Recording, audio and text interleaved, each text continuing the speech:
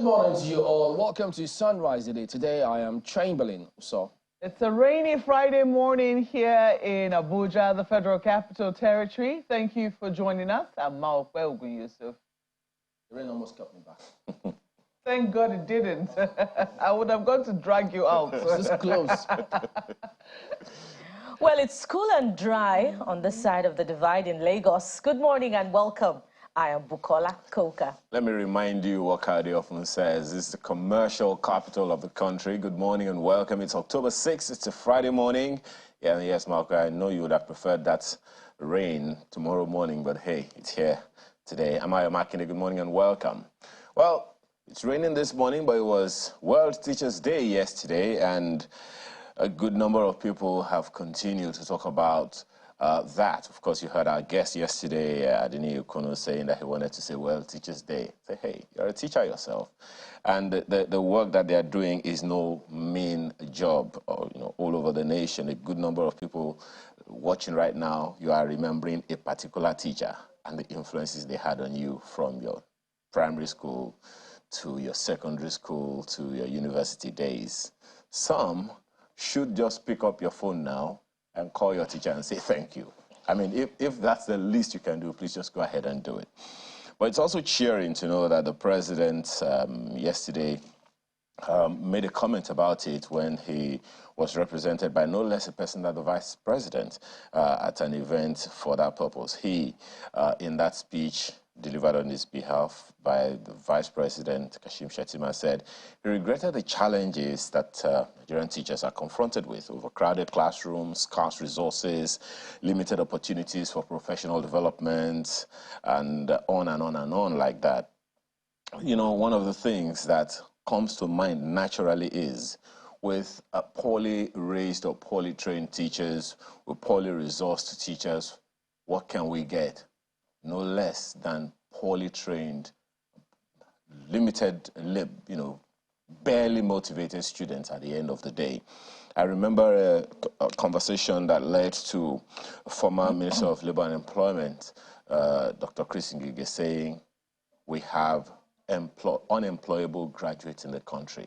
So it speaks to not just teachers in the nursery and primary or secondary schools, it speaks to those in the tertiary institutions as well. Private or public, they all have their issues. So the issues are limitless. But the question that I continue to ask is, all of the efforts that we are making to teach, to raise young people, to educate, first of all, is it futuristic? Second, do we consider the people we employ? Do we consider the future of Nigeria, the national vision, in line with the people that we employ to do the job? You can't employ a bricklayer to do an engineer's job, and I'm talking about a civil engineer, a broadcast engineer's job. He's a bricklayer. They don't have the same skills. So are we employing for vision? Are we just doing the same thing as we've always done? Be that as it may, we have to thank and praise and acknowledge the teachers that are doing a wonderful job. Your reward is not just in heaven. The president has said your reward is here and now, and you will get it. Come on, Ayo. Come on, Ayo. Remember your teacher. Okay, tell us something about your teacher from secondary school. The only one that I remember in secondary school was my health science teacher, Mrs. Adekunle. And she was teaching us health science, and she was always looking at the girls. The thing that you're going to eat for dinner, don't start pilfering it in the morning. It will be there. By the time it's dinner time, it's all gone. And it sent a very, very strong message to a number of people because we heard it every day. But that's one teacher that I will never forget. But that's not to say I don't have teachers today. Chamberlain has reminded me this morning that even my pastor is my teacher. So, well, don't mind Chamberlain. Well, I'd like to also start by remembering some of my teachers this morning. Albeit I'm not remembering the ones that taught me the subjects that I really love, but I remember my mathematics teacher. I never passed mathematics, and he would say, I would give you a beautiful earring. A beautiful earring means, 0 over whatever score that you got. That's Mr. Ilowo. And I remember him this morning. I can't forget that line. I don't know why. I remember another one. My English teacher, he was Ghanaian. Okay. He would say, now, clauses, always answer the question, what? Am I lying? Mr. Opong, he's Ghanaian, and he was very beloved by all of us. Yes, Yeah. I remember that one as well. I could go on and on, but... Yeah, so we love our teachers, and, you know, it's a day to remember them, how they nurture us, how they impact, you know, knowledge into us, you know, how they instill values, you know, how they help with co-parenting, you know, with what our parents do at home. So, you know, all hail our teachers this morning. We're grateful to have them. And, you know, beyond the gratitude that we're expressing this morning, we're also drawing attentions to those very pertinent issues, you know, bedeviling teaching in Nigeria, in the public sector, even in the private sector as well. I asked a very critical question: what's the direction, you know, for teaching, for that all-important aspect of education in the country? Are we, you know, directed towards vision, or just, you know, the purpose of having teachers, you know, just to have teachers in the public and private education sectors, and beyond, you know, acknowledging the challenges that, you know, teachers are going through, by the Vice President, about, you know, congested classrooms, having to teach in very, very poor conditions. We know that in a number of states in this country, teachers have to teach under the trees, and some are still using slates, you know, and chalks in this country. So beyond that, we must walk the talk. What are we doing, you know, to change that narrative about teaching in the country? You know, not just teaching in public and public primary education sector. What about, you know, the universities at that level as well? It's not being a very palatable story, you know, with instability in the tertiary education system, and our lecturers, you know, having to sing that tune of lamentation year in, year out, and the issues have not been resolved, by the way. So what's the vision, yet again, for teaching in the country? Malpe? Oh dear, I want to believe that was a rhetorical question you were posing, Buki, because I obviously do not have the answer to that. I'm just going to join my voice to salute our teachers, you know, teachers around the country, teachers around the world, teachers who have made us who we are. We're speaking plenty of English. Turinchi, during Dogo Turinchi this morning, somebody taught us, somebody made sure that we're able to stand as people of our own. And to those people, we doff our hats. We throw a salute and say thank you for the work that you do tirelessly. It can never be repaid, no matter how much, you know, much as, yes, Buki, you have hit the nail on the head, that we really need to put our money where our mouth is with regards to education and do so much better by our teachers. But the truth of the matter is, it can never really be repaid. I mean, even if we paid the teachers the highest amount, I mean, in terms of remuneration on a scale, it still will not be enough to thank them for the work, the immense contribution that they actually add to society. Never mind that, you know, we're also caught up in the frenzy of politics right now. But you know what is interesting? It's even all about education. It's all about the certificate. I mean, that was the matter yesterday, and it's about the work that teachers do to ensure that, you know, students are able to either get or don't get the certificate, as the case might be. I'm going to give you a little story. Only recently, I came across someone on, you know how algorithms throw up things for you on your social media, and I came across the page of this young man doing very beautiful work in Delta State. His name is Teacher Chike. Teacher Chike is, you know, showing just the beauty of the work that teachers do, and I'm glad that he's on social media, proudly, you know, owning his profession, making it a thing of pride, showing that it can be a beautiful profession, a real call to service. You do not have to be on TV, you do not have to be a singer, a superstar, or a BB Nigeria housemate for you to be on social media and garner the amount of followers that he has. He has quite a good following on social media, and that's because people appreciate the work that he does.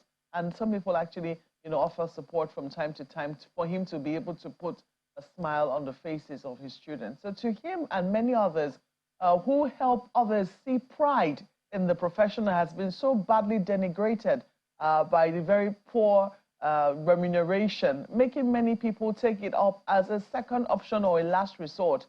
I say thank you to him and many others like himself. I also learned about a gentleman who had worked with Google, I mean, which is a really, really good job. He resigned his job and came back to come and teach, students in Lagos, in a place in Lagos. Those kinds of people who understand the importance of nurturing the next generation, of nurturing people and equipping them for what they'll need to face, is it the fourth or is it the fifth industrial revolution now? Those people, we say thank you. Thank you. And I think it should all give all of us food for thought that, in some ways, we are teachers in our own very little way. You might not be directly in the classroom, but if you have the opportunity to impart knowledge on somebody who's younger and have an influence on people who are upcoming, please know that that responsibility is that of a teacher, and do it with love, do it with pride, do it with joy.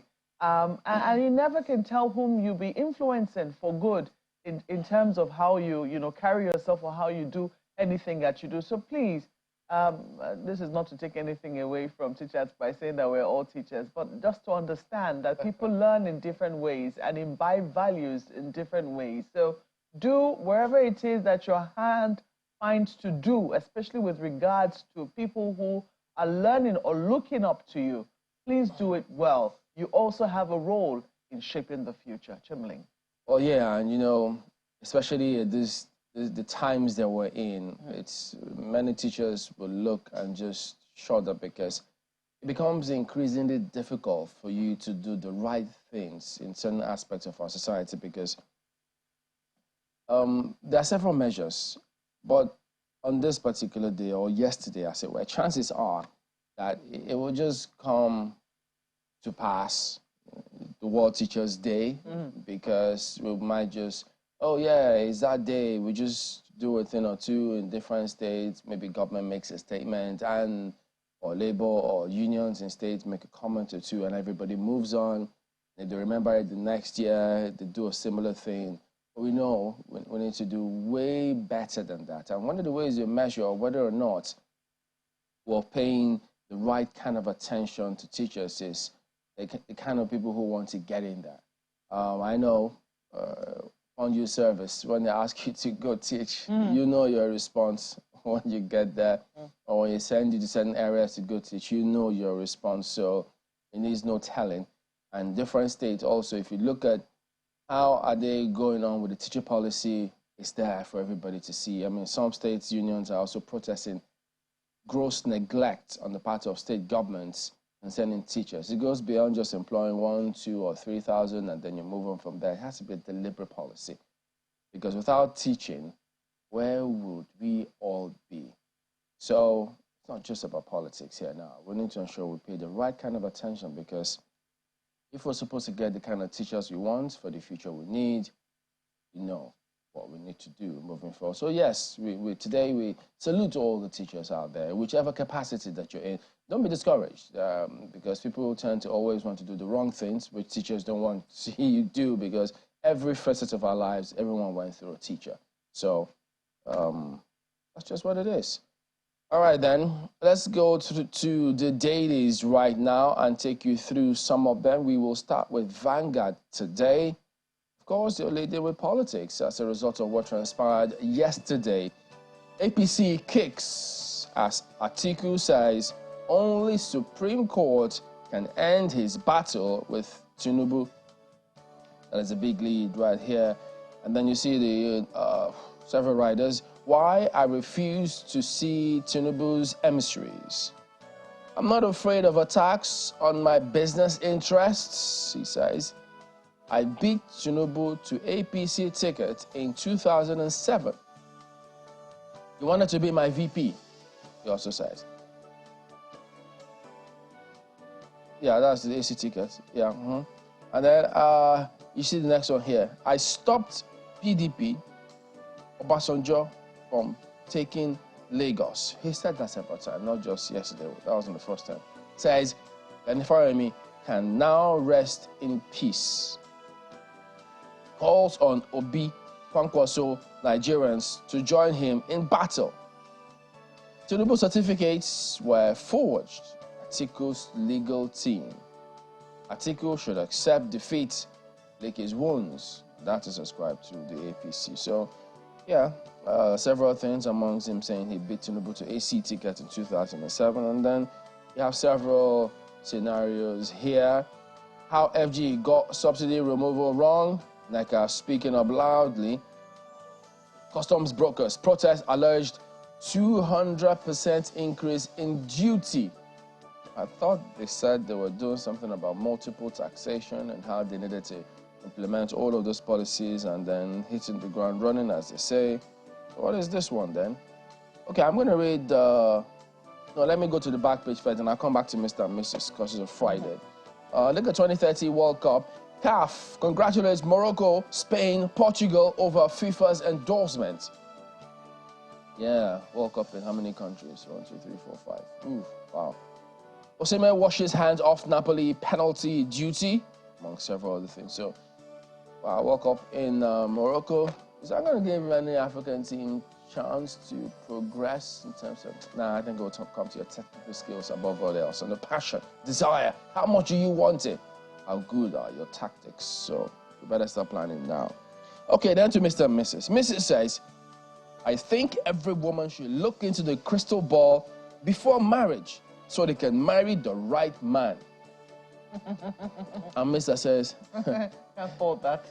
if it's about the money you asked for 2 months ago, you don't need the crystal ball. I have it here. I like that. We call her bluff. Don't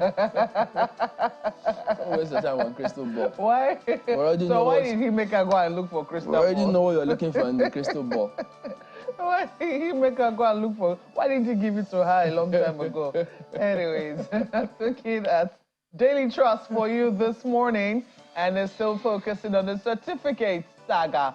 Tinubu's certificate. Join me to unearth truth. Atiku tells Obi Kwankwanso. That story is on the front page of Daily Trust for you. Accept defeat. Lick your wound. APC tells ex-VP. CSU is Atiku's case. I'm at Supreme Court on my own. That's according to Obi. You also see here, NNPP, Mum. Buhari's government revoked my contract, shared to cronies. According to Atiku as well. I know that someone asked him that question as to whether or not he was not afraid that this matter could hurt his business interests in Nigeria. And he spoke about how Intel, which was the largest business he had, taken away from him. And he says he's got nothing to lose anymore. Page 4 is where you find details of the story and that press briefing. That world press briefing, which held yesterday right here in Abuja, the Federal Capital Territory. But take a look at this. It's not just the former Vice President who's speaking now. Look at this. Twist in Rivers APC crisis as factions bicker over Amaechi's directive to back Atiku. So it's page 12 read for you. You might want to see the details right there. The Amaechi's directive is in quotes now, in parentheses if you like. The story is on page 12. Senate 6 Special Security Operations in Northwest, that is there. Tears as Jigawa Elders Forum Chairman Bafa buried in Kano. You also have a number of other stories right there. World Teachers Day. Fulfill your promises to us. Teachers tell federal government 3 years after. There you go. Okay, so it's not just to greet them and salute them World Teachers Day. Mr. Speaker, please lend your voice to that. Please make good your promises. And I think this should not just be to federal government. This should also be to state governors. Absolutely.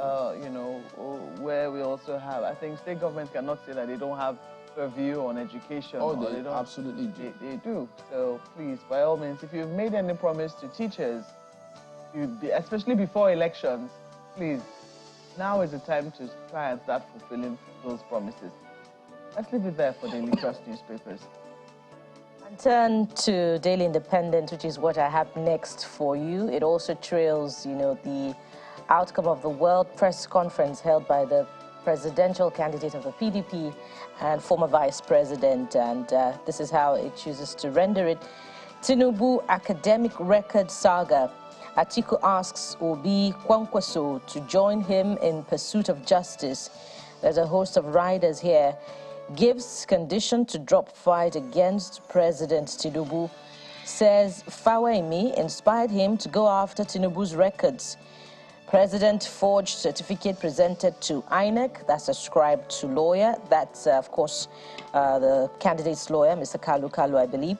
LP rejects Atiku's offer of collaboration against Tinubu. Well, that seems to be a quick follow-up there by Daily Independent.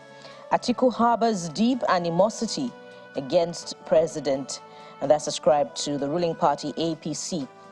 Of course, you can get, a fuller picture and, get a blow-by-blow account of the press conference if you visit our YouTube page and you see the full video.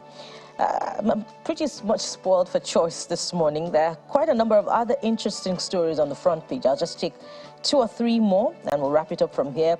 Why Nigerian airlines can't survive on international routes by aviation expert. Of course, you can start with, yesterday's front page, Guardian front page where, we had, was it yesterday or 2 days ago, where we had a spread of infographic giving a breakdown of the number of aircrafts that Nigerian airlines have and the number that they're required to have, 6, and quite a number do not have the international required number of aircrafts to fly. So how much more surviving on international routes?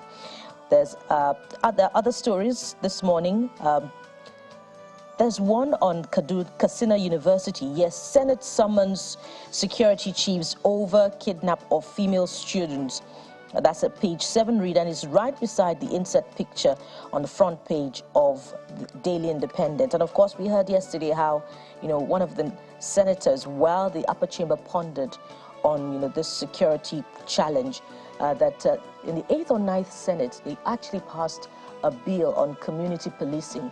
And, nothing has been evident in that direction in any of the states of the Federation to show that indeed there's a commitment towards community policing. But that's not, the true picture if we consider that there have been many security initiatives that have come up in the last 4 years or so by a number of states of the Federation. But the question is, what's the commitment to funding these initiatives? And, what are the tools that they can operate with? Last year or 2 years ago, we had that conversation time and again about the propriety or if they can carry weapons and they're constitutionally backed, to carry weapons. And, that didn't lead anywhere because of the lack of commitment from the federal level to state security outfits to carry weapons. So these are some of the challenges. Certainly, the conversations haven't really gone anywhere because you rightly pointed out to the Gronum, and that if the Gronum doesn't align with some of those initiatives, it's not going anywhere. But we continue to maintain that the first line of security is the local communities. Local communities. So what are they doing to ensure that we don't even get to the point of carrying arms in the first place? Countless times we have had people tell us here that unless we get intelligence from local communities, it doesn't go anywhere. And then we've also heard those who say that the locals give this intelligence information, and at the end of the day, it bites them in the butt, to use Jim's terms. So those challenges are not going to go away. Yeah, not anytime soon. There's this one right at the bottom strip of Daily Independent. Sex scandal. DSS confirms arrest of Unical's professor. So that suggests that there's some progress with that investigation. Let's leave it there for Daily Independent. This Nigerian newspaper has this on its front page. It is about the IGP. What's it about? Check it. Senate asks panel to quiz IGP, others over robbery victims' death. The rider as FCTA constitutes panel to investigate deaths across Abuja hospitals. Definitely very concerning. Find the details on page 6. At the bottom of the page, under that picture on the front page, verbal warfare over CSU academic records. Nigeria's reputation at stake over president's transcripts, says ex-VP. Atiku's ambition has come to stand still, as ascribed to the APC. Find that story on page 4 of the paper today. Financial health of Nigerian companies raises concerns. It definitely does, because so much is attached to all of that, particularly that of NMSMEs. Yes, there's nano in front of that one now. I didn't know that before. Our story is on page 19. That's this Nigerian newspaper today. Okay, so take a look at Leadership Friday then. Certificate Saga, they also lead with that. Atiku rallies opposition as APC asks ex-VP to lick his wounds. Support us to reclaim mandate, LP tells Atiku. That's the other rider you see here. And then World Teachers Day, Nigerian teachers lament neglect. They say that the state governments also have not lived up to their billing. So it appears they're all paying lip service to this World Teachers Day matters, or some of them are, because maybe some have done something, who knows. But also, beneath this lead story, marketers demand emergency palliative to ease petrol imports. They said that they need it for about 3 months, thereabouts. If they can get it at 600 naira, the dollar, it might help them. And then they say, look, depots have dried up right now. Banks are not giving them any loans. And so they think to be forewarned, to be forearmed. That's Leadership Friday today. Okay, New Telegraph is the next one. Look, we cannot afford to have scarcity. That's what I know. We cannot afford, you cannot be buying petrol at almost 700 naira per liter, and then, you know, there's scarcity. So what's going to happen to you just try and picture such a scenario. That is not a scenario that will be pleasant at all. I hope someone is listening to the marketers this morning. But take a look at New Telegraph. They also have this for you, focusing on the certificate saga. Nigeria bigger than any individual. That's according to Atiku. Says nation's reputation at stake. Enlists Obi, Kwankwanso, others support to defend ground rules of elective government. What CSU told us about Tinubu, that's according to Kalu SAN, will partner with ex-VP, says Labour Party. That story is on pages 2 and 5 for you, which is a little different from what we saw on the front page of Daily Trust there. As I see here, I'm at Supreme Court of my own, attributed to the candidate of the Labour Party.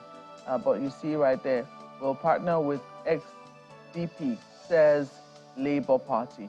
So, are there divergent opinions? You might want to read and compare the two of them. Pages 2 and 5 is where you find details for New Telegraph this morning. You also have a number of other stories right here. Varsity students abduction. Senate summons security chiefs over rising insecurity. Pages 3 and 6 is where you see details. World Teachers Day. Teachers will get their due reward. Ascribed to President Tinubu. Pages 4, 6, and 28 is where you find details. The minister is also speaking to hear federal government teachers must reevaluate approaches. So that story is right there. Nigerians internet subscribers now 159,034,717. That number is from the NCC. Advocates fair taxation practices for consumers. So right, that is also there as well. And I think this is something to chair. Might be a little late, but it's better late than never. Federal government to NLC. Vulnerable pensioners to be paid 25,000 naira grants from November. Okay, November is still a while away, but at least there is something to look forward to. We'll leave it there for New Telegraph. Well, the Guardian newspaper is up next this morning, and it leads with something quite compelling, a total departure from politics and, you know, what we find on the other front pages. And this is it. Silence guns, not trade. Africa's entrapped trade corridors worsen AFCFTA implementation. And of course, the Manufacturers Association of Nigeria's wing, I forget the nomenclature now, one of their arms or subsidiaries, held a conference yesterday on the way forward, over the poor implementation of the AFCFTA. There's an infographic that tells the story, and what is visible here is each country's top export in Africa, and right under that we have the map of Africa, and under that big one also there's a list of junta-led states, and they're listed there, and one of the big issues here is the challenge of export, which we find bilateral trade with the West is more than the balance of trade if we measure of African states between and amongst themselves. So the Guardian is telling us silence guns, not trade. Our African leaders even agreed on the need to silence the guns. That's one of the big pictures, and something to reflect on from this big lead on the front page of the Guardian newspaper this morning. And under that, there's also what seems to be the start of our conversation, tales of neglect, largesse, as Nigeria marks World Teachers' Day. So if the president has made the promise, please walk the talk. What's the way forward for Nigerian teachers? And just one more before we exit the Guardian newspaper. Senate summons service chiefs IGP over kidnap of students. So we hope to get positive word in the coming days about those female students, and of course about those that were kidnapped on their way to Zamfara State. Those I believe the remaining coppers that are yet to be released. Let's be there for the Guardian newspaper. Nigerian News Direct has the same big story everyone is talking about. Atiku calls on Obi Kwankwaso to join forces with him to unseat Tinubu. That story is on page 4. Says he refused to pick Tinubu as running mate because of Muslim ticket. Pledges to step down if Supreme Court rules otherwise. That's the lead of the paper this morning. And a host of other, stories on the front page. Right above the nameplate, Lagos to establish $100 million African film city in Epe to boost creative economy. Now, why can't I wait for that? I mean, seriously, the closest to that I think we have was a film village built by Hubert Ogunde back in time, and a good number of other people, have done something similar. I think that's also what Governor Duke at the time tried to do with the Tinapa. Cross River State. So I believe quite a number of state governors have come up with creative villages, or entrepreneurs in the past. But the most important factor here is sustainability. How much have those villages, film villages, contributed to the growth of Nollywood? And most of our producers and directors in Nollywood are entrepreneurs who have set up successful enterprises of their own.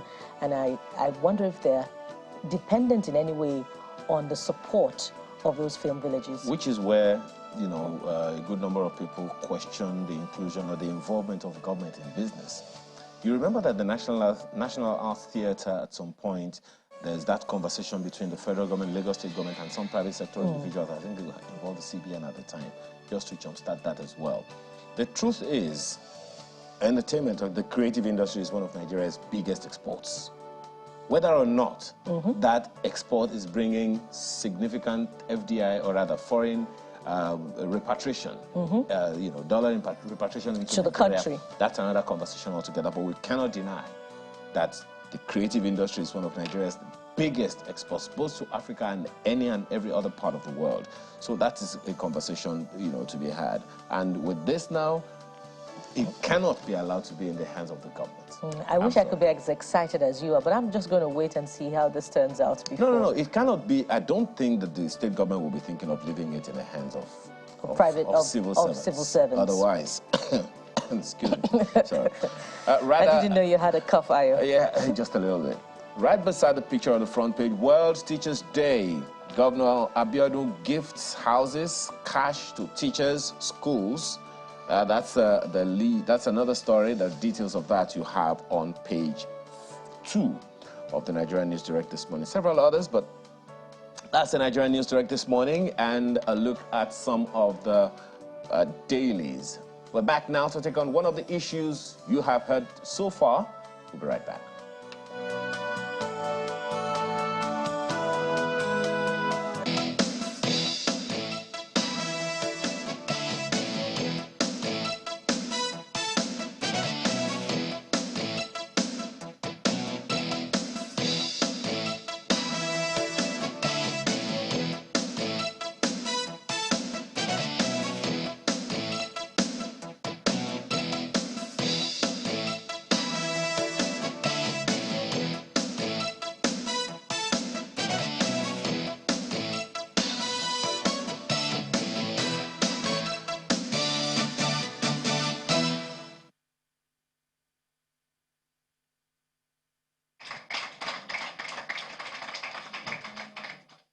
The former vice president and 2023 presidential candidate of the People's Democratic Party takes to the podium to address journalists on the latest in his quest to validate the documents submitted to INEC by President Bola Tinubu.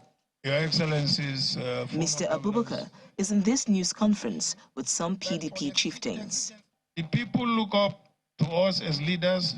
The former vice president speaks on his relationship with President Tinubu and when things fell apart. Yes, it is true. In 2007, we came together to form AC.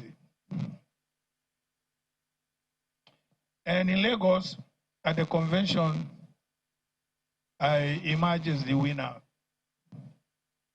and got the ticket. After I got the ticket, he sent about 5 or 6 senior partymen, some of them are here. And they met me and said to me that Bola wanted to be my running mate. I said, gentlemen, what would be your reaction to have a Muslim ticket? All of them said, we totally object to it. I said, then why didn't you tell him when he was giving you the message that, look, Mr. Tinubu, the message you are giving us, we don't seem to agree with you. Why are you coming then to me? And that was the end of the political relationship. He broke away, went and supported Umaru Yar'Adua. Mr. Abubakar also underscores his determination to confirm the authenticity of the certificates of President Tinubu. We undertook this journey at great cost and for important reasons.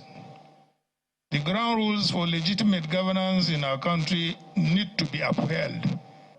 I will only drop the fight when the court rules. If the court rules that I am right, fine. If the court rules that he is right, so that's the end of the fight. Meanwhile, counsel to the former vice president highlights the party's findings from the documents received from the Chicago State University. On the certificates issued or released by Chicago State University to the lawyers of Alhaji Atiku Abubakar. These are the documents. One, that Bola Ahmed Tinubu forged the certificate he presented to INEC. That's one. Two, that the qualifying certificate from Southwest College to Chicago State University bears a female, indicating that that document does not belong to Bola Ahmed Tinubu. Three, the Chicago State University admission application form has a claim that Bola Ahmed Tinubu attended Government College, Lagos, and graduated in 1970, when indeed the school was established in 1974. The PDP 2023 presidential candidate is challenging the election of President Tinubu at the Supreme Court. He hopes to use his latest findings to make a case at the apex court.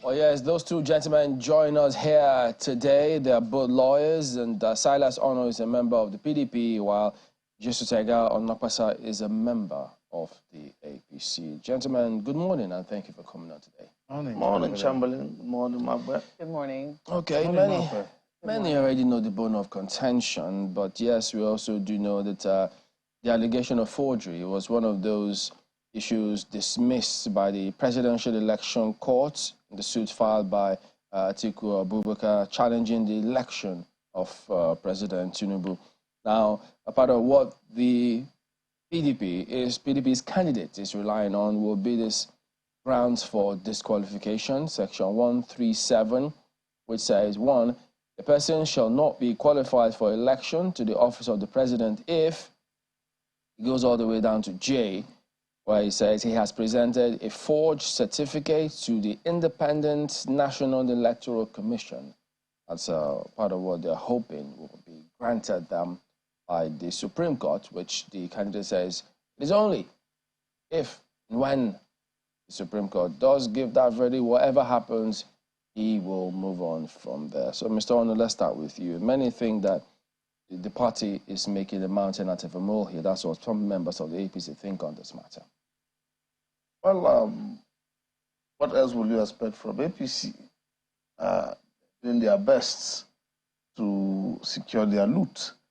So you won't blame them if they try to trivialize such an important issue or try to reverse the truth.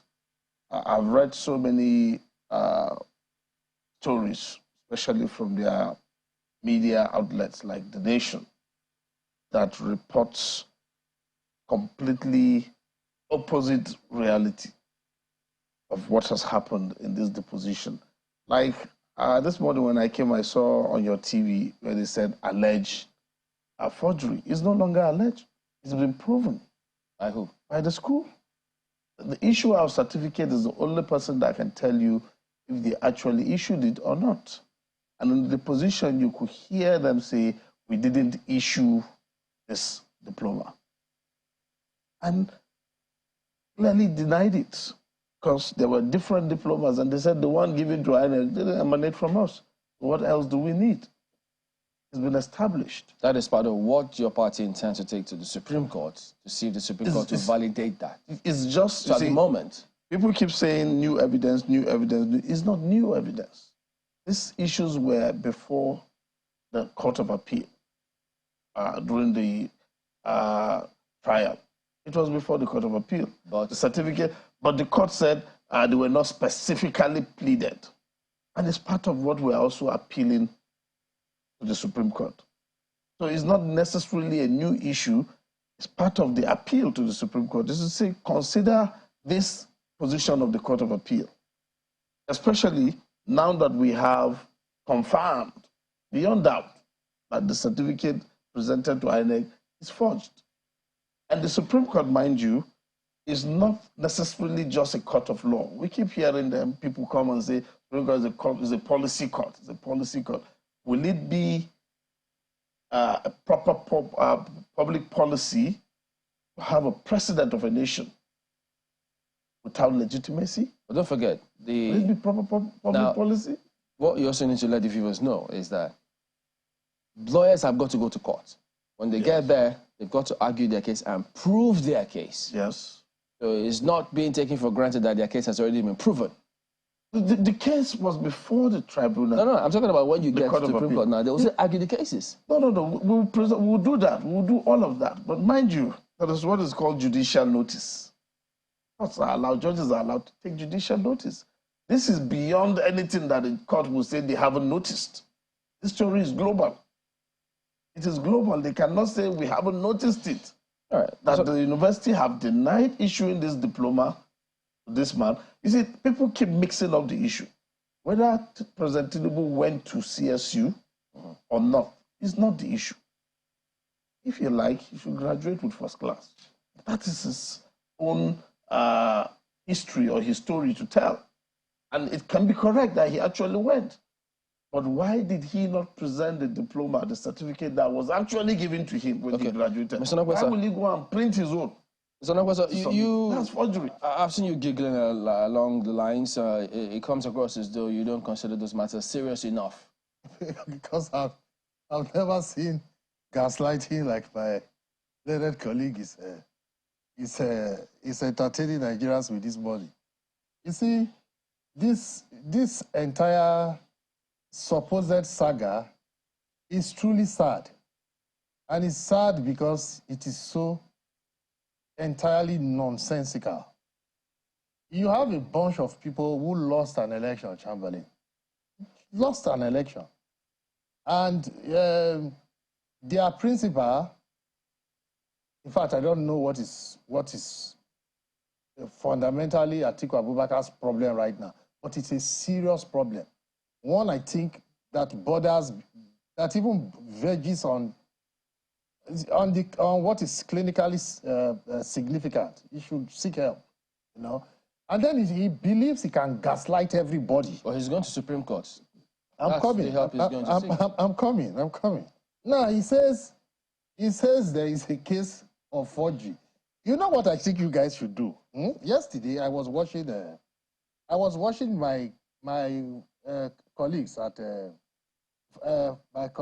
campaign council at another station, and then Charles Anyangulu was asking him, Otumba Ajiboye was telling him that this same soundbite that Silas just repeated, that there was a case of forgery, that the CSU repudiated or denied the certificate. And what you people have not done is just ask all these people, including him now, tell him to read exactly where Caleb Wellsberg, do you understand? He referred to any document that Bola Tinubu had purportedly submitted anywhere as forged. Jesus Christ. Nothing like that. In the entire deposition, not one. Now, when he says Bola Tinubu forged, he's been judge, jury, and executioner. Right here on the television studio. He has already decided the case for the Supreme Court. He says, does he have a document, this so-called document that he claims Bola Tinubu forged? Does he have it? But could you read what you refer to as him? Because we'll ask him to read his as well. So, do you want to read? I don't have to. I'm a lawyer. I don't do this shenanigans. No. We are serious people. You see, there was this fellow in this clip. But you just asked him, to refer to certain materials. Yeah, so no, I said you should ask him. He's the one that said it. I don't have to do anything. If he says, he who alleges should prove. If he says that CSU, in their deposition, that they refer to anything remotely related to President Tinubu as forged, that even if, do you know what CSU did in their deposition? They said, and this is simple English language, Chamberlain, this English language, Malcolm. They said, we are unable to authenticate that which is not before us. They said that their diplomas, their diplomas, you don't tell me what to do. You are the one that made an allegation. Just stand by yours. You read it. Don't interrupt me. I did not interrupt you. Please don't do that. Don't do that. You read yours. Don't. Now, they said that their diplomas are ceremonial documents. Do you know what that means? For CSU, a diploma is not different from an academic gown. They are in their system. What is germane are transcripts. And everybody who has ever been to America, who studied there, knows this. So what Atiku went on this fishing expedition, hoping that he was going to, I don't know, I really don't know. Maybe he has too much money. But he went there, hoping for something, like your colleague over there in Arise, Ruben Abati said the other day, there was no smoking gun.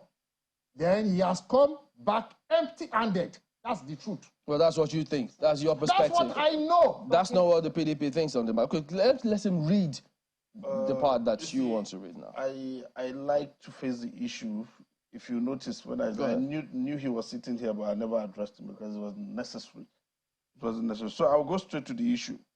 Now, in the position, there was a question.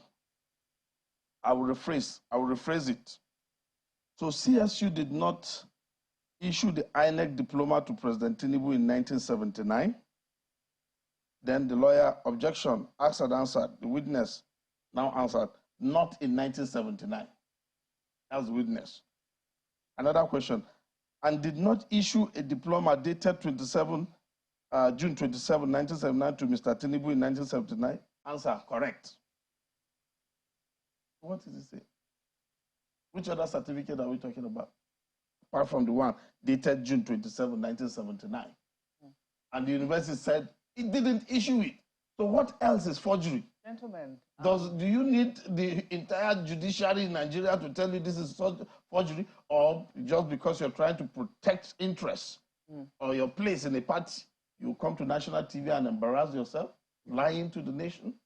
What is that? Okay, I think that as much as possible, because it looks like, it will now depend on who it is that you ask, and what they eventually, everybody will see what it is that they want to see in this matter. It's beginning to look like an elephant, depending on which side you touch. An elephant being touched by blind men. That's what it will seem, and everybody will interpret it how it is that it suits their own side or the narrative that they are trying to push.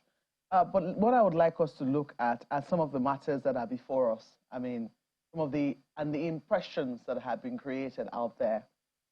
Before now, the questions, this entire certificate saga, whether or not we accept it, raised deep questions about whether or not the person who has been declared elected as president of Nigeria went to the school which he claimed that he went to. Isn't that correct?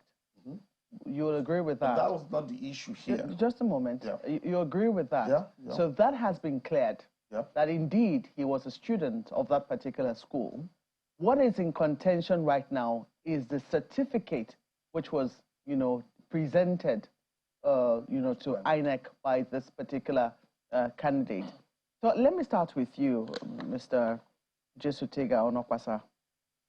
For a matter so basic, for a matter so straightforward, whether or not somebody went to school and was issued a certificate, why do you think that this air has hung over the president since he was governor of Lagos State?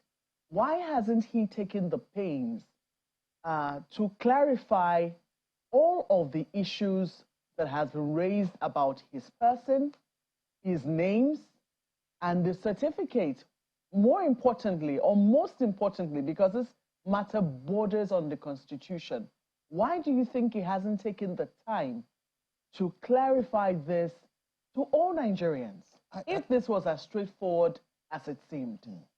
First of all, I would have to object that there is anything murky, even remotely murky, about President Tinubu's credentials, qualification. You see, these things are about law. Now, when Tinubu was governor of Lagos, he said, I graduated from Chicago State University, CSU. CSU agreed, confirmed that. Now, when he came back to run, and remember that since Tinubu was governor, he's not contested for any position until now. when he contested It and won wasn't again. just CSU, sir. I think there was also a Toronto Saga as well attached to that. No, there were a number of certificate issues, and I think the only one which was able to stand. Toronto was Salisu Buhari. You're mixing things up. Yes. That was Senator Afikoyomi's mistake. That was cleared. Okay. Now, right now, Bola Tinubu submitted his qualification to run for president. His degree from CSU. Okay. Now, see what has CSU done? CSU was deposed. A deposition is a confrontational event. You understand? You need to be present at one. Now, no matter what the questions articles council was rigmaroling around, CSU, not for even a second, they did not deny President Tinubu. He's our alumnus. Okay, we need to go to break soon, but before we do, if part of what people will glean from that too is because this council, President Tinubu argued, they were doing all within their powers not to have these documents released. Is that right? Because that is just what lawyers do. If you listen, that is what we do. Unless you are not you are not fit to be a lawyer. Now, if you, Chamberlain, if you, I don't hide documents. If you, nobody's talking about to hide their information. Will you please tell him? I don't do that. We're going to break soon. Now, if you, Chamberlain, and your son have a dispute, and it is your son I'm representing, and you have been paying school fees for your son, and you say you want his records, it is automatic. I am going to try to block access as much as possible. I hear you. But part of the question is that since there isn't any big deal to this, as you say, and party members say, why didn't he just say, look, there's no big deal to this. Documents, please release this document. I think left to Tinubu himself, to President Tinubu himself. Look, Tinubu will front load everything to you. Why publish it. So what happened? Because he has lawyers. That's just what we do. Who told him to do otherwise? No, excuse me, if I'm representing you, I'm in charge of your case. Yeah, so I can't tell you, no, I don't want this, release my documents. Regardless of the impression that it creates out there in the public. That is my competence as a lawyer. That is just how our profession is. Is it because they have to make money? Profession. Is it? Train like that. That is a lawyer is in charge. We'll get both of you to respond to this. Don't worry. Well, we'll come back to this in just a moment. Don't go away. All right, welcome, Mr. Onokpasa. Conclude your thoughts before Mr. Ono comes in. Okay, so this entire certificate so-called issue is a storm in a teacup. It's a total non-issue. What is germane is whether President Tinubu graduated from CSU or not. That has been established. Now, if somebody says that President Tinubu's but that was not what the counsel for the PDP candidate was seeking in court, was it? What was he seeking? I'm not in PDP. I'm not. What was he seeking in court? You have said, okay, it has been established that he went to CSU. The question I asked you was, why it was so difficult for the president to just address the issue. It was not difficult. Why it was so difficult to be transparent on the matter. Isn't it because of these other issues which the PDP has raised? The allegation that, the certificate which he gave to INEC, which has now become an issue, doesn't look like something that the school itself identifies. I'm choosing my words very carefully. Isn't it because the qualifying certificate which he used to get into the school has that of a female? has the sex as a female. Isn't it because just a moment? That was a typographical error. Just a moment. Isn't it because the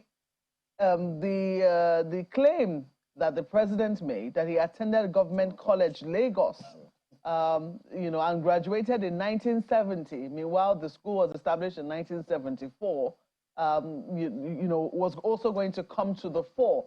Aren't these the reasons, or some of the reasons, why it has been very difficult for the president to address a simple matter such as I went to school? Absolutely not. President Tinubu has robustly, sufficiently, exhaustively addressed the issue of his education. Where? Oh, throughout his career, I'm a graduate of CSU. These things are a question of law. You say these inanities of government college or primary school or you Southwest. call them inanities. They are irrelevant in law. Seriously, they are not in issue.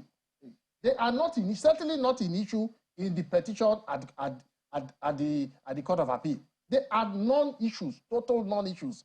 These people are trying to, it's like someone trying to shift the goalpost. Okay. We are lawyers, for God's sake. So you are a lawyer, and agreed you're a lawyer. But I mean, if you were to just listen to somebody, part of the issues that people need to take into cognizance that we're not just dealing with lawyers or law or legality.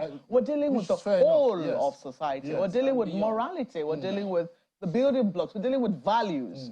If somebody says, I went to a particular school, which was not established at the time that he said he went to that school, would you believe anything else the person says? I dispute the allegation that there's anything before us right now that is indisputable that Bola Tinubu has made any misrepresentations about his educational career. We'll see how this matters. The most important thing, you see, is that the qualification is submitted to INEC is that he's a graduate of Chicago State University. That has been affirmed by Chicago State University. The case is closed. Okay. I thought you said they said they couldn't authenticate what was not before them. Who? The CSU. That is the diploma that they are having. Okay. They are upset. Let me quickly come to Mr. Ono. They released. Don't worry, the nation have heard you. The nation have heard you. I know that my colleagues are trying to quickly get a question in, but let me come to you, Mr. Ono. And some people will say that this perhaps is a problem of where we are. When you talk about forgery, it is that you did not claim, you did not get what it is that you said you got, or you did not do what it is that, because what people say is that what a certificate is meant to do is to certify that you actually did something. If you went to school, a certificate confirms that you went to school. If you're a lawyer, whatever it is you're given confirms. Yes. So if this is about the president education, I mean, aren't we really dwelling on a trivial matter? Now, I'm a graduate of the University of Jos. When I graduated, I was given my degree certificate. Let's assume that I lost that certificate. If I go to an Oluwole center and print a new one with a sample of what I had, right? And carry the Vice Chancellor's signature and put on that document, carry the registrar's signature, put on that document, and print it out and present, it's a forgery, even though I earned that degree. But that one that I've presented to INEC is a forgery. It's a forged version because these people did not actually sign on this one. I carried their signature and put on a document. That is a forgery. Now, this case where His Excellency Atiku Abubakar has never been about Tinubu attending CSU or not. It's been about the certificate he gave to INEC. Was it the one given to him by CSU? No. Now, if we go to his attending CSU, is a completely different thing because, like he said, the university have said is an error. Female. CSU cannot authenticate that. They clearly said they can't authenticate that because that is not their certificate. It is from Southwest College. It's not CSU. It's a qualifying document he used to obtain admission in CSU that has female, not CSU document. Now, how they have their own explanation. I'm sure investigation will open up in the US. How they will admit someone who himself brought a document of himself with female on it is still curious. Let's presume that they do not know about Government College Lagos not being in existence. And there was an Oluwole certificate that he used to obtain that one. Let's presume they didn't know. But clearly, the Southwest College results that he tendered to them or presented to them belong to a female. Only Southwest College can come and tell us, we made an error, not CSU. CSU said they can't verify or deny. When they asked them, are you sure this Bola Tinubu that graduated here is the same as the one who is president? They insisted yes. When they were presented with this fact of being female, they said they can neither confirm nor verify.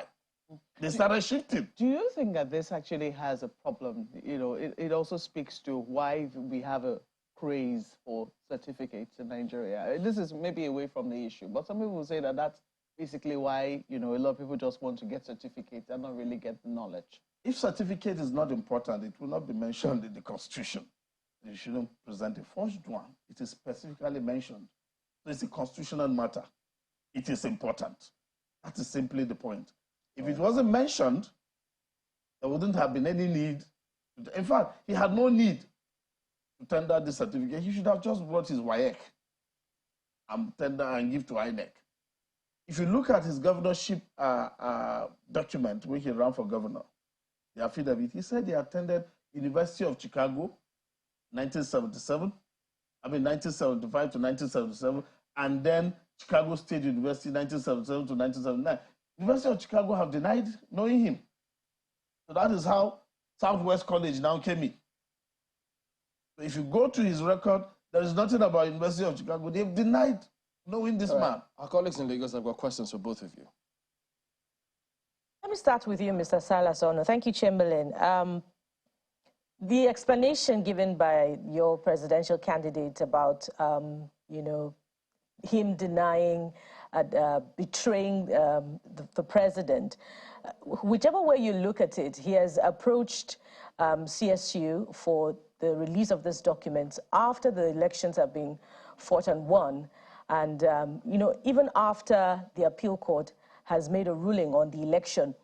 So it would seem as if there's more to this than just a decision, you know, to prove that indeed there are big question marks on the president's academic records. How do you explain this?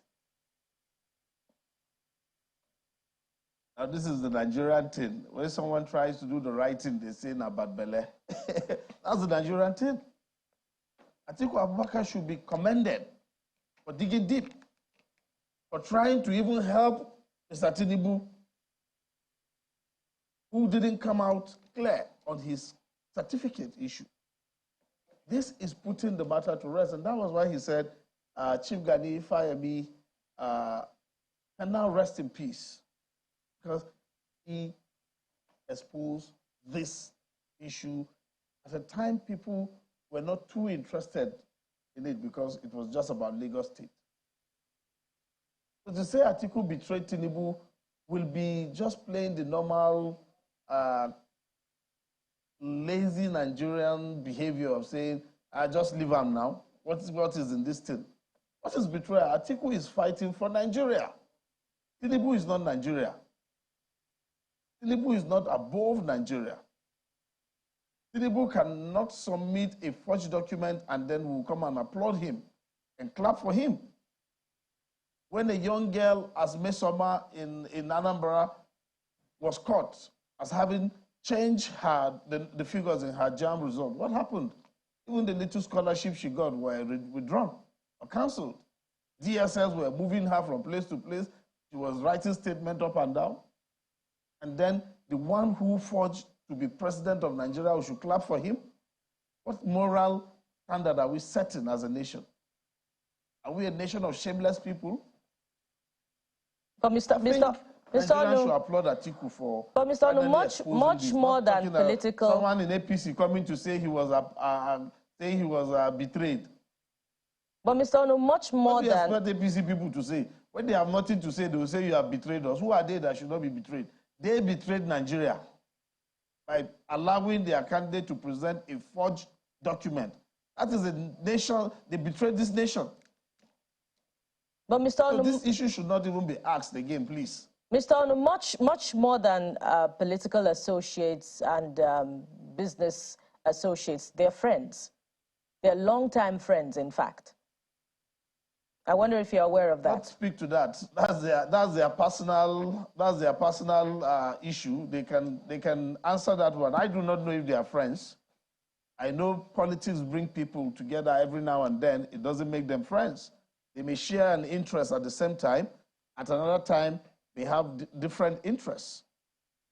But that doesn't make them friends. Let me come to you now, Mr. Jesutega, beyond the explanation by the party that, you know, what the lawyers of Mr. President did is statutory. And in fact, the president's lawyer on our sister program yesterday quoted the family rights protection law, you know, that obtains in the US, which is to protect the privacy of an individual. It would seem that there's something much more important than the need to protect the privacy of the president, and which, you know, my colleagues have rightly quoted about the long-standing issue of the president's academic records from 1999. So wouldn't it have been more important for the party and indeed the presidency, you know, to clarify this once and for all and look beyond the right of privacy, you know, and put the record straight for Nigerians to know what exactly, you know, is the nature of the president's academic records?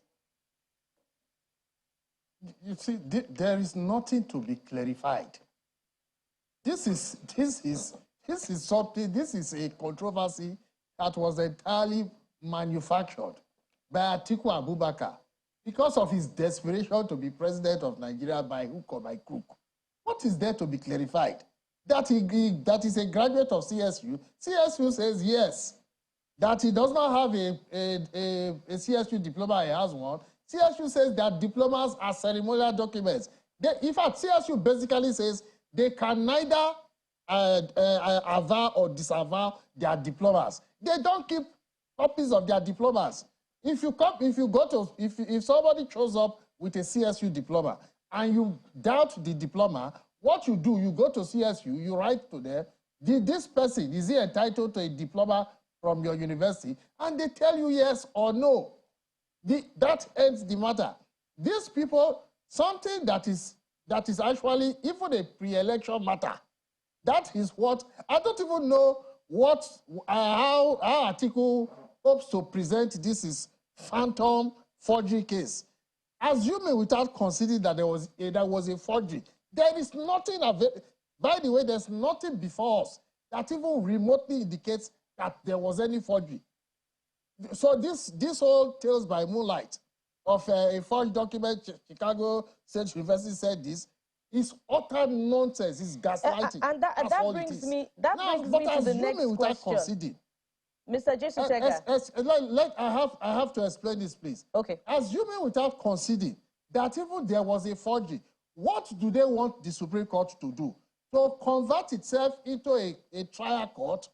And then are they going to subpoena Chicago State University to come to the Supreme Court of Nigeria and then to say, oh, we made this document, we didn't make this document? I mean, you have to be, this thing is just so, it is a celebration of ignorance and incompetence.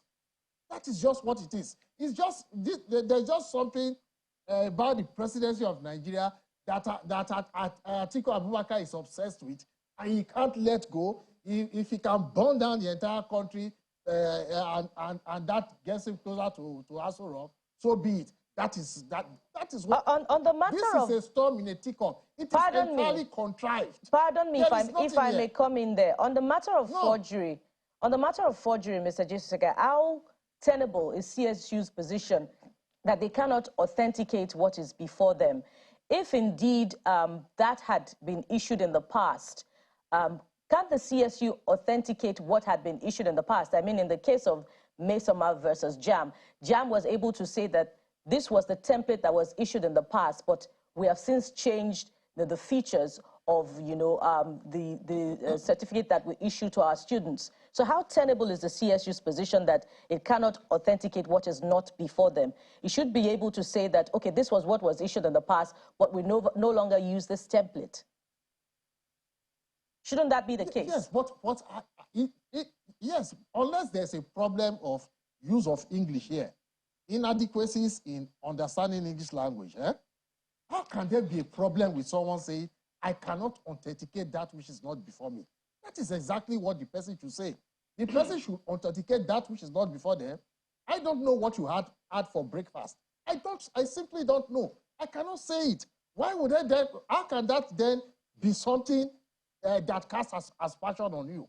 So if CSU says that they cannot authenticate that which is before them, that is to be expected. Now, you cannot, however, you cannot use it negatively. You cannot say because somebody says they cannot authenticate something, therefore they have disavowed it. That's not how it works, for God's sake. Let me quickly ask a question. Well, it is either you say, we're running out of time. Excuse me, you said... Yeah, my apologies, we're running out of time. But let me just ask you both gentlemen. If you make a positive statement... Sorry, just a second. You'll be able to respond to this as well, I hope. But let me come to Mr. Ono first of all. Just one question for the two of you.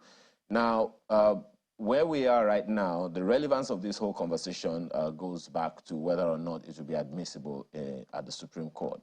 So, Mr. Ono, on the one hand, you want to confirm to us whether or not this certificate issue was part of the prayers of the former vice president in the election of 2023.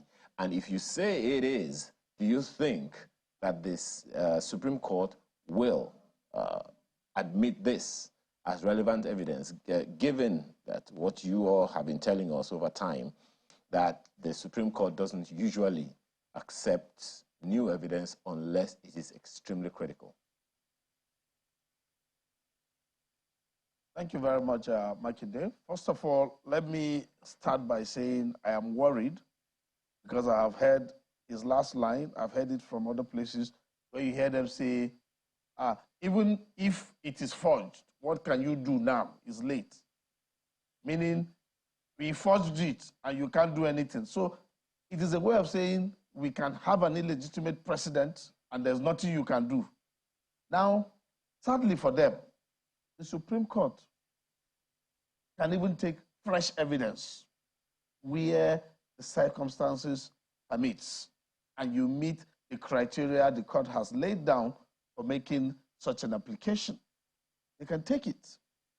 But in this case, like I said earlier, the issue of qualification and the issue of his certificate was an issue at the court of first instance. In fact, the joint issue, they also presented the same certificate. His own team presented the same certificate, which the CSU, now that they said they can't authenticate, the CSU clearly said this certificate he presented, that design was only used in the 1990s. They didn't use them in the 1970s. And they didn't issue him certificate in the 1990s. And when asked, how can people forge this thing? The person say, yes, you can Google it. The registrar says you can Google it and you see the certificates online. All right, that is what we believe this man did. Googled and just put his name. Okay, Mr. Onu, let me ask you. So the issue of forgery has been established. There is nothing like President Tinubu coming to clarify the issue again. It has been established. It doesn't need to clarify. But they like that Mr. Onu, we're running out of time. Mr. Onokwasa, let me quickly ask Mr. Onokwasa, if you don't mind. Yeah, Mr. Onokwasa, to the same question, but you may respond your own way. Do you think that the Supreme Court will accept this as this new evidence, because we have been told quite a few times that unless it is critical, that the Supreme Court does not usually admit new evidence? Do you think this new, many people say critical evidence, is admissible or is likely to be admitted by the Supreme Court? Okay, very short answer to that. First of all, election matters are sui generis. So it is not the normal procedure, the normal rules that apply to them. It is the Electoral Act. And there's no room for introducing new evidence in election matters. So that already takes care of that. However, I will have to push back on this narrative. For instance, your question, the way you constructed it, Makinde, is that will the Supreme Court accept this new evidence? Which new evidence? There's no new evidence. Makinde, none. Which evidence? Where is this evidence? Where is the smoking gun? There is no evidence, for God's sake. This thing is pure gaslighting. I've never seen a case like this in my life. So support, there is even no evidence to be admitted or rejected. There is none, simple. Gentlemen, let's wind down on this. Mr. Nakbasa, could you just explain to us, many want to know, what caused Mr. Festus Keyamo SAN to go to court in, cited in that Keyamo versus House of Assembly, Lagos State, 2002-18 Nigerian Weekly Law Report, Part 799? I am very, very sure, Shabali, that you have Festus Keyamo's number. I call him and ask him, that question. I'm not, Festus Keyamo is my colleague. It's my friend. You've told us several times what lawyers do. Yes, but you're a member of the party. I'm not his lawyer. You have an understanding of what's going on. I'm not in the party, so how will I know? See, let's be fair to each other. That thing happened a long time ago. I think Festus will be in the best position. But you're a lawyer. You also understand what transpired. Nothing wrong with you helping us. I don't recall. Seriously, I don't recall. I just know that Festus will be in the best position to answer your question. It wasn't related to this certificate matter as well. This same certificate issue. I wouldn't know. Seriously, I have not discussed that with Festus. I'm satisfied that my president graduated from Chicago State University, because Chicago State University said that. I'm satisfied that my president met, in fact, surpassed the minimum requirements to run for office, and that I am satisfied that my president was duly elected president of the Federal Republic of Nigeria. Are you satisfied what I want to presented know, the forged certificate? Yeah, so for me, I want to ask you, I mean, because I think right now what is at stake is this issue of forgery. Do you agree with Mr. Ono, who, may give an example to say if he went to the University of Jos, graduated duly and fully, maybe even with a first class, and, loses his certificate for whatever reason, and goes to make another one by himself, and presents that as his certificate. Would you agree with him when he says that's a case of forgery? I went to the University of Lagos. Now, our system, for instance, I don't know whether my transcripts were ever sent to the Nigerian Law School. What law students generally get their degrees before any other students, because they need the certificates for admission to the law school. You understand me? That is our system here in Nigeria. That's not the American system. In America, it is transcripts. That's not what I have asked you, sir. What I've asked is the issue. The context does not arise, Mark. No, this is our context. Yes, but it is not. Just a moment. does not have a Nigerian degree. A moment. She's not talking about you. The issue, exactly, I haven't even mentioned the president. I'm giving a totally different scenario. In Nigeria, apparently, certificates are very important to us. Yes. It is mentioned right here in our constitution. Yes, but it is not just a Nigerian degree. I'm not disputing that. Yeah. What I'm saying is, do you agree with his example that even if you went to the best of schools here in Nigeria, duly graduated, you finish in the first class, you lose your certificate or whatever happened to your certificate, you might even still have the original in a safe somewhere, but for whatever reason, you decide to present one that is not exactly the one issued by the school, would you say that is a case of forgery? No. On what basis? It is, first of all, excuse me, it is irrelevant. Because you are juxtaposing two totally different. He is trying to pretend that a Chicago State University diploma is the same as a University of Lagos certificate. It is not the same. That's not this school.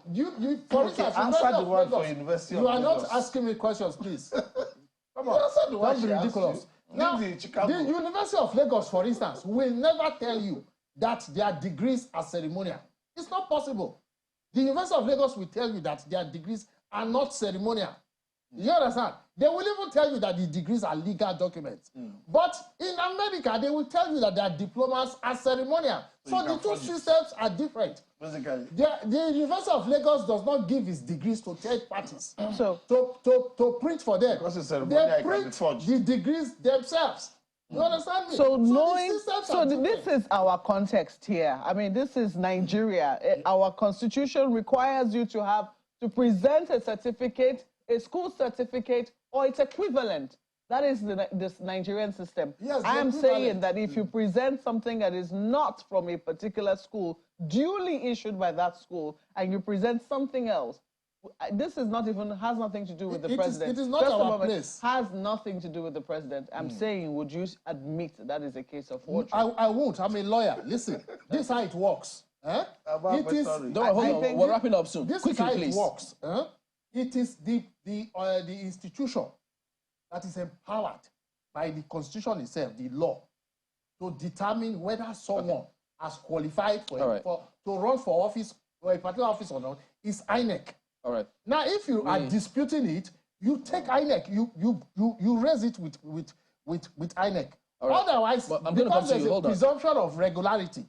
If INEC says that they believe that Maukbe is qualified to run for office, that's the end of it. All right, Mr. Nogbasa, just a quick one before I come to him, because he hasn't spoken for a while. Now, because I was trying to understand, too, when you said, we are lawyers, that's what we do, oppose that. You know, yes, but you know that. Yeah, hold on, let me put in the question. Yes, let me put in the question, Mr. Nogbasa. So now the thing is this. In part of that affidavit, too, that was presented to CSU as part of the lawyers opposing the release of that document, I didn't understand it. Why were they saying it will cost the president irreparable damage? Just a minute, because the document, the same document, is assuming the same document, is already before INEC as a public document. No, you see. So if it didn't cause damage there, why would this one cause damage? No, it's not. Atiku was asking for all kinds of documents that he should not be entitled to. Is it more than a certificate or diploma? It is just, excuse me, if I say I want to come, I don't know where you graduated from, and then I say, oh, I want to get your documents. My God, your lawyer would be a pathetic excuse for a lawyer not to try to block me. That's just what we do. Okay, I will block you every point of the way. I know that, in your case too, to prove crime, you lawyers say there must be combined presence of mens rea and actus rea. Now, in this particular case, assuming without considering there was actus rea, where's the mens rea? Now, let me start by saying that lawyers are social engineers with the duty to build society, not social liars. So when people keep talking and they say things to mislead public and they say, I'm a lawyer, that's what lawyer, they can speak for themselves. That is not what lawyers do. They can speak as an individual, this is what I do, but that is not what lawyers do. Lawyers are not necessarily liars. Okay. They don't mislead people. They don't come and intentionally try to block the exposure of crimes. They don't do that. Would you say as a minister in the Temple of Justice, you help in the administration of justice. To the question before now to your question. Yeah. Mens rea, actus rea are established here. Clearly. You want to contest election. You know that certificate is important to show that you're qualified. You don't have one. In order to mislead, you went and forged one and actually tendered it to mislead, to present yourself as qualified. I thought they said that there's no mens rea here because the university confirmed that he attended the school. No. It's not about attending school. It's about the document. Why did you forge the document? The mens rea is the intention.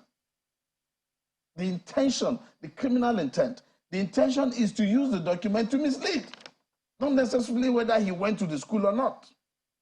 The intention for creating that document is to mislead. So why did they say that, presenting this other one if it will be of no moment in law because he attended the school? There are strict liability offenses that you don't even need to be proving anything. Once you show that the document is forged, okay. That's all. All right, gentlemen, we have to thank both of you for coming on. Saga Onu, member of the PDP, and Justice Tega Onokpasa, lawyer as well, and a member of the APC. Gentlemen, thank you for coming on. Thank you, and all the best to both of you. So we will be back and talk about something completely different from politics. So make you relax, I hope, in just a moment. So stay on with us. Hello, everyone. In a divided world, FIFA and football are uniting. The FIFA Council, representing the entire world of football, unanimously agreed to celebrate the centenary of the FIFA World Cup, whose first edition was played in Uruguay in 1930 in the most appropriate way. As a result, a celebration will take place in South America, and 3 South American countries, Uruguay, Argentina, and Paraguay, will organize 1 match each of the FIFA World Cup 2030. The first of these 3 matches will of course be played at the stadium where it all began, in Montevideo's mythical Estadio Centenario, precisely to celebrate the centenary edition of the FIFA World Cup.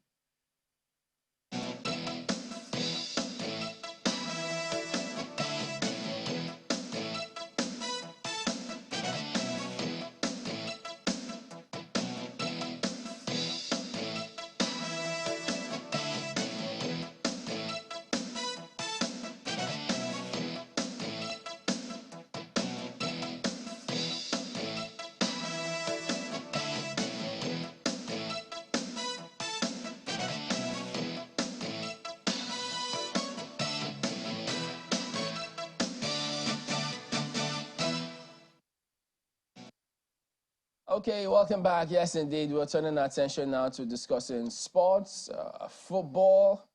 I know when they say it's the king of all sports, but people will argue which one gives individuals the most benefit in terms of getting your cardio, your physio, your calories. It depends on whichever one you choose. So, the person that joins us, you know him, is a former Super Eagles goalkeeper. Good morning, and thank you for joining us on the program here today. I thought I was going to see the one we saw you with that tie. I thought, what's going on here? That must have been your pastoral attire. Something. That was when I lost NFF election. Oh, I see. Okay, but now that I was dressed for the position. Oh, I see. Interesting.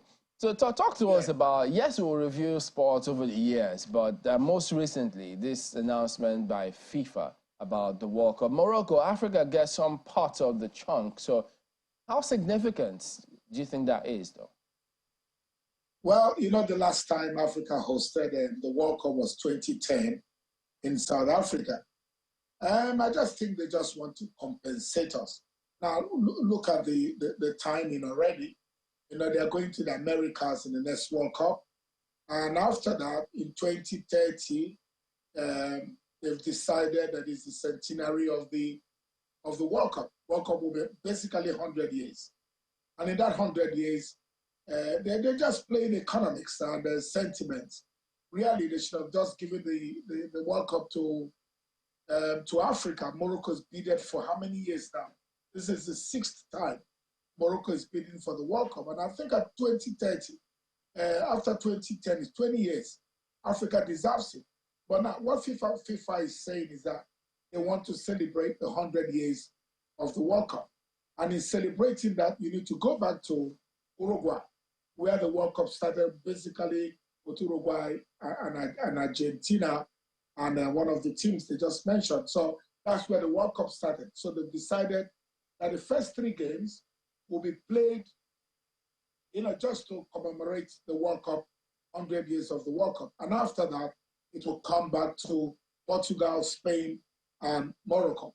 There's joy in Morocco. I've been following my media colleagues in Morocco. There's an excitement. Why?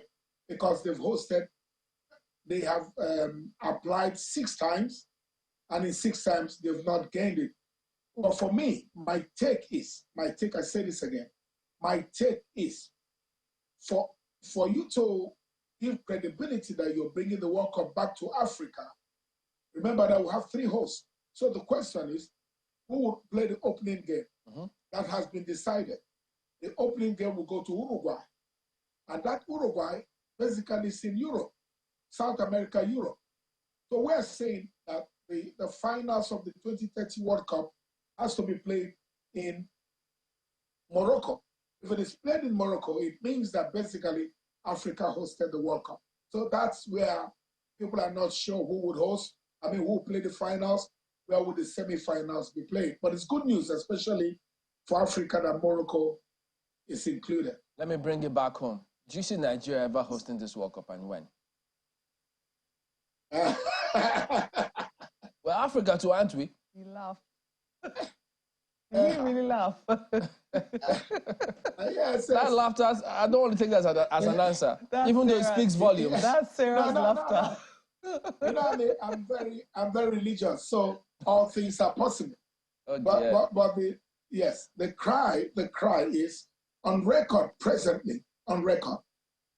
The only playing field we have, which is grass, is the Uyo Stadium.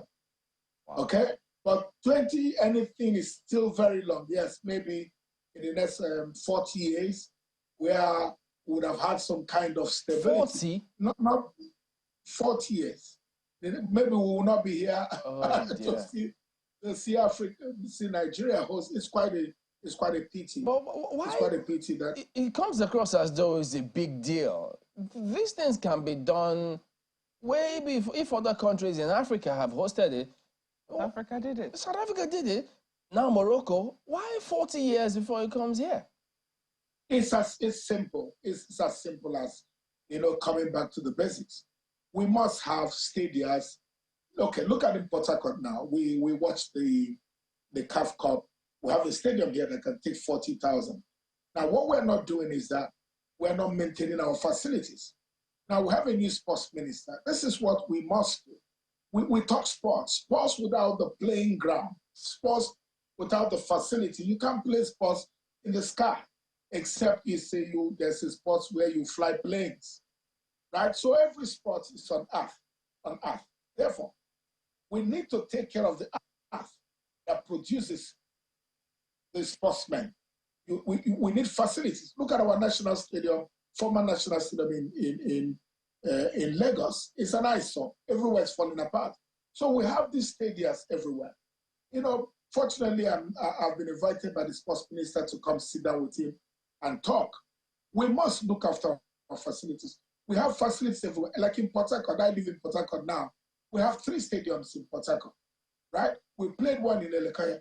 These stadiums must be working. We have the civic center that has everything. You used to have a swimming pool, you used to have tartan track, you used to have things that you would use. But these facilities are not being maintained. And once these facilities are not maintained, how do you expect us to firstly chunk out athletes and be able to contest or contend with the world? We have to go back to basics. It's actually heartbreaking because the stark reality. I mean, in this country, we can turn the attention of the world to us through sports. Any government can do it, both in the short term, the medium term, and the long term. There are sports in this country that can get us that. The personnel, the young people in this country who can do that. In fact, there are sports administrators, there are several persons, but they won't go begging for you to appoint them because, I've hosted tournaments, so I know, and I saw a lot of all of those things. But it's unfortunate because our stark reality is part of what you just highlighted. And that goes to tell us that sports in this country, is still our 63rd anniversary week or thereabout, something like that. And it suggests that 63 years on, we don't seem to have made giant strides, the kind of steps we want in 63 years as a nation, have we? Yeah, okay. We need to look at the basics. If you look at let's look at the sports sector. Sports sector, it has to be administrative, has to be technical. We need sports people to run sports. It is like taking me now, you deputy side, and making me chief of army staff, right? Imagine me, Chamberlain, chief of army staff, former footballer. What do you expect? I don't even know how to raise a gun. I don't know how to shoot. I'll close my eyes if I see a gun. Now, this is what we're doing in the sports sector. In the sports sector, we are bringing people that know nothing about sports to run sports. Now, there's an administrative part, and there's a technical part. Yes, you could bring experts that are technical to get involved, but you need to still know that there is what we call the spirit of the sports. The spirit of the sports can only be felt by the one that played the sports. Okay? I had an argument with my friend. That's a friend that I have. He loves Real Madrid. We are busy sitting down and enjoying ourselves. And he was talking football. So I I said something. He said, no, I know this football too. I don't even know it more than you. I looked at him. I played for Nigeria. I played my life. I did 20 years playing professional football. And I looked at him as God would have it. The team was Real Madrid and Barcelona playing, and they went on break. When they went on break, I turned around and I asked him, what is happening in the dressing room? He didn't have an idea. He has watched football, he has analysis, he has computers, but the spirit of the sports. And he's a doctor. So we need to make sure some of us have played, some of us have served. It is important. It is absolutely important. We bring the spirit of the sports. And you have the technical people, maybe you have the politicians that are there. They give us the money, let's run the sports. We know the sports. We know the feeling. We can raise up people from the grassroots. We know how it is to run. So I think that's where we've missed it. When you look at the technical side, there's a technical side. And in that technical side, look, we're talking about stadiums now. A politician in his house does not understand that the field must be looked after. But a man that maybe played tennis or he played hockey, understands that it starts with the facility being right. And if these players have this is business, it is big business. Look at it in Europe. I went to England, and I went to the Old Trafford Stadium, even though I don't support Manchester, I support Arsenal. I went to the Old Trafford Stadium. Unbelievable. The structure there, it chunks out millions upon millions. You get in there, there are memorabilia, there are jerseys. It is the business side of it. So it is not just entertainment, it is business. We must understand, and the good thing about it is that most sportsmen of these days have gone to school. They're educated enough, and after the playing career, I went to school, so I have education. Perhaps the challenge, so you need Mr. to Peter combine Side, this. That if you this can person hear running me. this thing is intelligent enough. We need to look down at looking words and say, we can't change the system. We can't make money. We can take young men and young women out of the street and bring them back. You know, okay, I've been outside the country for 27 years with all my head bubbling with ideas. You need to plug it somewhere. I must plug it somewhere. Perhaps the challenge So here, what do you do? Mr. Peter Side, if you You can sit hear down me. and join the system. Yes, In just front one of second. You see that the system is not working. Just a second, if you can hear me. Perhaps the challenge here is that of, and I go back to the issue of vision. I recall that, of course, you would remember the 1987 FIFA Under-17 World Cup, the first of its kind in the world at the time. Nigeria sent a contingent that had greenhorns. And that was, if not the first time, one of the few times Nigeria has won a global tournament of such magnitude. Came first in a world competition with home-made, home-baked, home-cooked players. Perhaps it's a challenge of vision. Do we really want to win the World Cup? The question that Chamberlain posted the other time, perhaps should answer the question, do we really have a plan from what you have seen over time to, one, develop our sports, and to make any name for ourselves as a nation in sports? Do you see that kind of concerted plan anywhere since our history? You see what you just said. What you just said, there are two ways. Do we want to win the World Cup? And Chamberlain asked me, can we host the World Cup? These are two things. There are two things.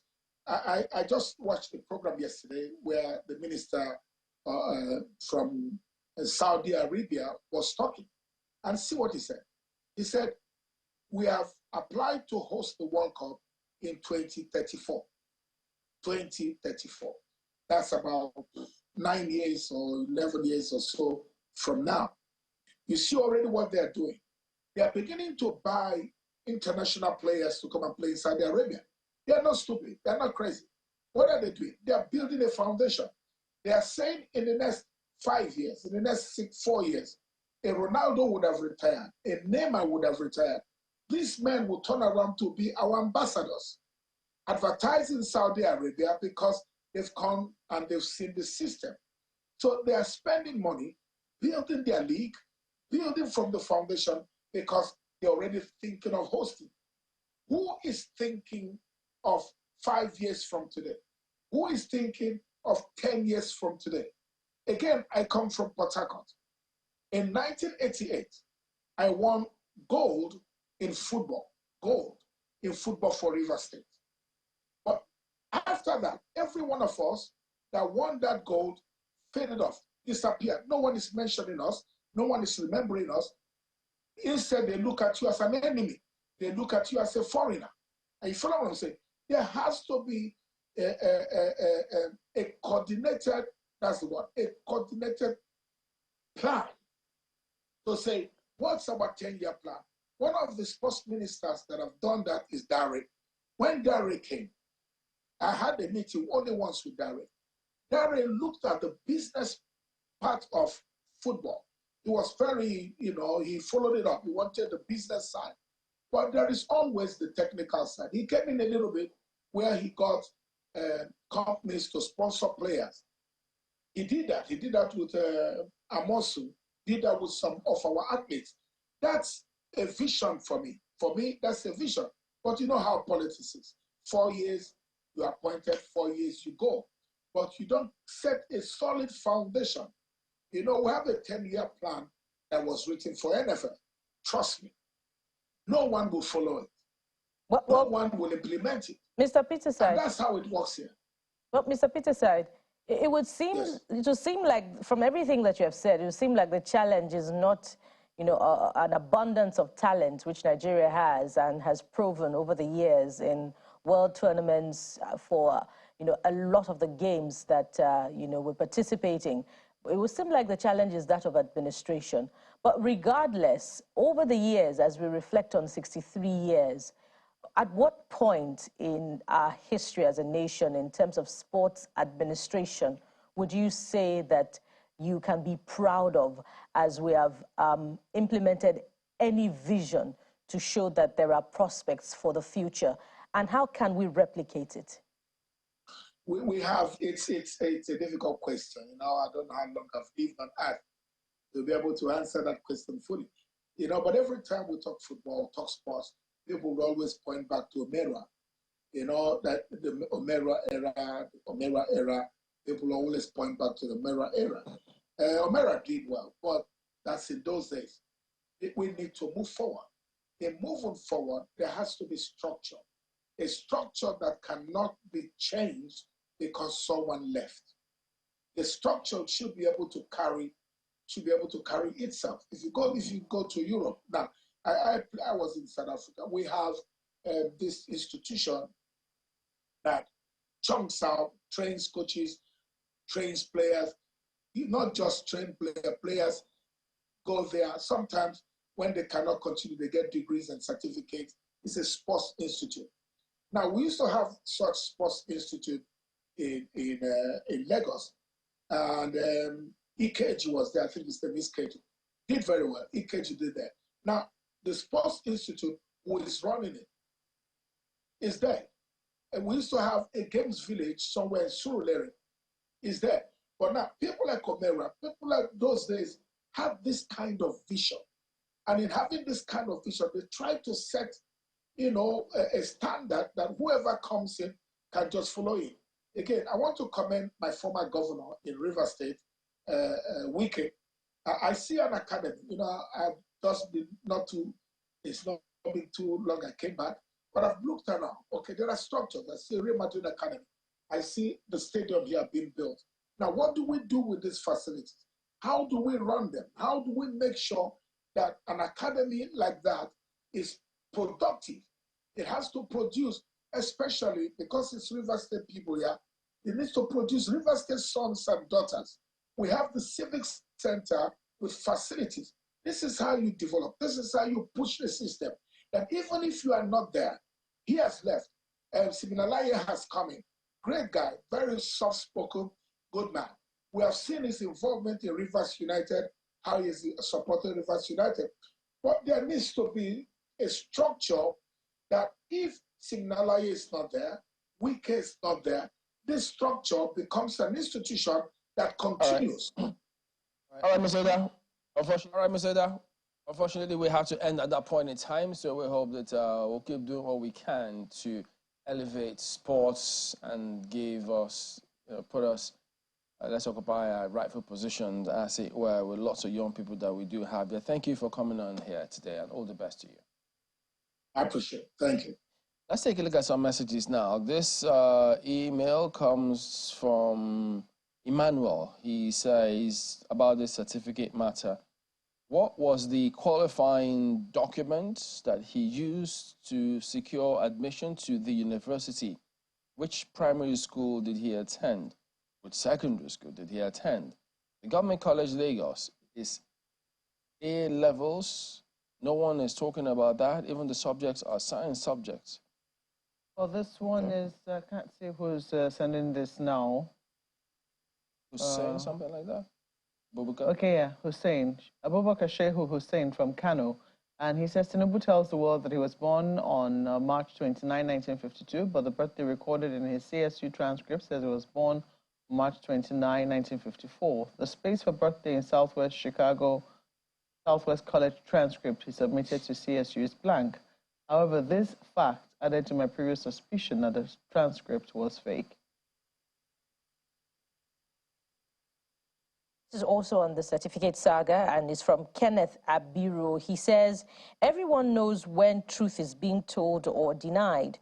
The tragedy of manipulation of justice or institutionalizing of bad acts is that it lays wrong foundation for future generations. Nigeria's hope or aspirations for a better nation may hit rock if the future leaders are to build on such foundation. You, today's leaders, be warned. Two tweets from Professor Imonoka Inakena Jr. says the Electoral Act should be amended so that the Election Tribunal becomes the final arbiter in electoral matters. And this must be done before substantive winners of elections are sworn in to avert distraction in governance. This is a very important aspect of our jurisprudence and must be tackled head-on by this 10th Assembly to ease the workload of the judiciary. Hopefully, the Supreme Court should put Nigeria out of this certificate misery by adjudicating on this reoccurring matter. That's why electioneering and electoral jurisprudence should be revisited and amended in the Electoral Act to ensure that all matters concerning elections be resolved before candidates are sworn in. Oh, well, what do you know? That is the show today. What a week it's been, guys. Well, we will see you all again next week. Until then, I am Chamberlain. So have a very lovely day and the weekend, as a matter of fact, because I intend to do the same. As much as possible, please make sure that you distress. And once again, thank you to teachers doing great work out there. It shouldn't be just one day to recognize the work that you do. It should be maybe an entire month. That would be my proposition. Thank you for watching. I'm Malcolm Yusuf. See you soon. Yes, indeed. It's been one huge week, and do enjoy that you have a restful weekend as a reward. Thank you for watching. I am Bukola Koka. And I'm Ayo Makide. Have a wonderful rest of your day and a beautiful weekend.